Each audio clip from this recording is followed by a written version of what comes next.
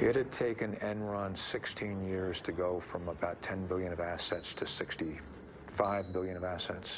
It took them 24 days to go bankrupt. The company collapsed so quickly and so entirely. I mean, it was into bankruptcy within a matter of weeks. It just immediately had all the makings of a gigantic scam. The fatal flaw at Enron, if there is one, you say it was pride. But then it was arrogance, intolerance, greed. So many of them were blinded by the money that they didn't see that they were sinking their own lifeboat. Only a few years ago, Enron was the nation's 7th largest corporation, valued at almost $70 billion. Pundits praised the company as a new business model. This trading floor was manned by America's best and brightest, charting the futures of energy and power.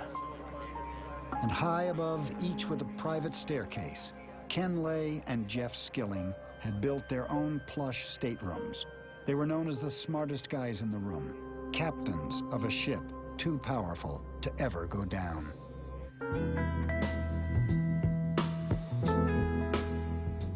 Lay comes to the story of Enron from very humble roots. My father was a Baptist minister, and he was ordained a Baptist minister while I was very young, probably 2 or 3 years old. Ken Lay was a Baptist preacher's son in a family that had been poor all its life. And he, throughout his life, worked several jobs as a kid, and clearly had in mind that things could be better, and wanted things to be better, and had a huge ambition to make wealth for himself. He told a story later about sitting on a tractor dreaming about the world of business and how different it could be from the way things were for him and his family. Lay was a PhD in economics, and he became very early on a real apostle for deregulation. He was way ahead of the curve on this. He was thinking about energy markets that would be deregulated, and in particular, a natural gas industry that was shackled by regulation. And he pushed aggressively in Washington to change all of that. Who could ever reach me? Was the son of a preacher man. In Washington, Lay became part of a new crusade to liberate businessmen from the rules and regulations of government. The magic power of deregulation pushed Ken Lay to found Enron in 1985. Through a merger of vast networks of natural gas pipelines, Lay thought Enron would be poised to take advantage of the government's decision to let gas prices float with the currents of the market. Our culture is a tough culture. It is a very aggressive culture. $8 million on new deals. At Enron, no one was more aggressive than the traders. You're not going to make $17 million. If I'm on the way to my boss's office to argue about my compensation, and if I step on somebody's throat on the way, that doubles it, well, I'll stomp on the guy's throat.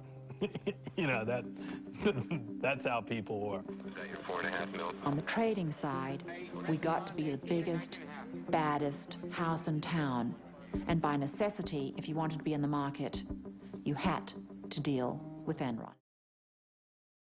It required that people be graded from a 1 to a 5, and roughly 10% of people had to be a 5, and those people were supposed to be fired, hence this came to be known as rank and It was a brutal process.